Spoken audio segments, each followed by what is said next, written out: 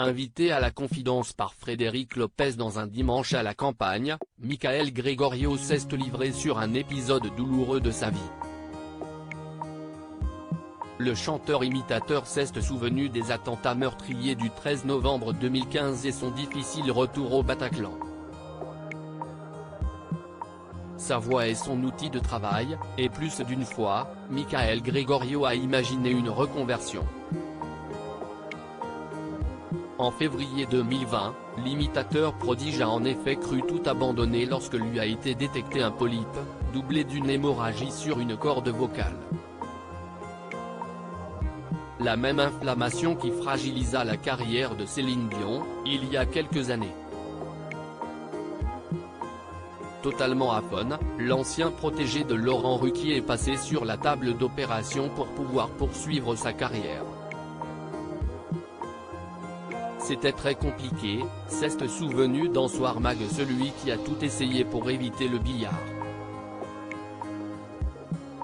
J'étais au courant que d'un côté cette opération me permettrait de rechanter, mais je ne savais pas si j'allais pouvoir récupérer la vélocité de la voix que j'avais avant.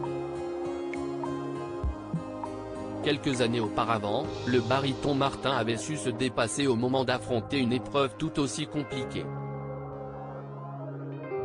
Invité à retracer sa carrière dans un dimanche à la campagne, à découvrir le dimanche 5 mars. Note de la rédaction, Michael Gregorio a mentionné le nom du Bataclan, une salle mythique où il s'est époumoné et a triomphé à de multiples reprises. Mais également, un lieu souillé par les terribles attentats du 13 novembre 2015, qui ont causé la perte de 131 personnes, dont une proche du saltimbanque. Le Bataclan, s'y estime à maison après le drame, s'est posé la question de remonter sur la scène parisienne.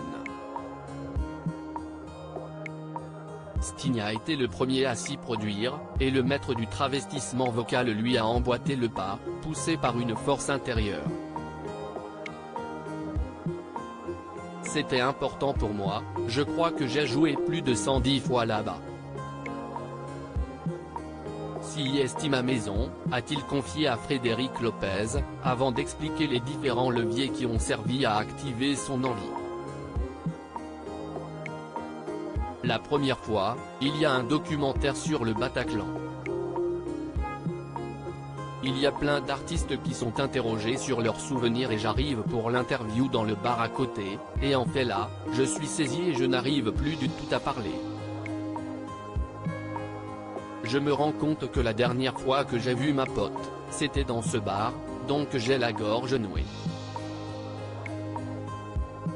J'ai vraiment du mal à faire l'interview, et je rentre chez moi, raconte-t-il, encore ému. Le reste de son témoignage, tout aussi puissant, a bouleversé ses interlocuteurs, notamment lorsqu'il rapporte les premiers rires entendus dans la salle. Je ne savais pas qu'un rire pouvait être aussi bouleversant, se rappelle l'enfant chéri des lieux. Des années plus tard, Michael Gregorio ne regrette pas d'avoir emprunté cette voie.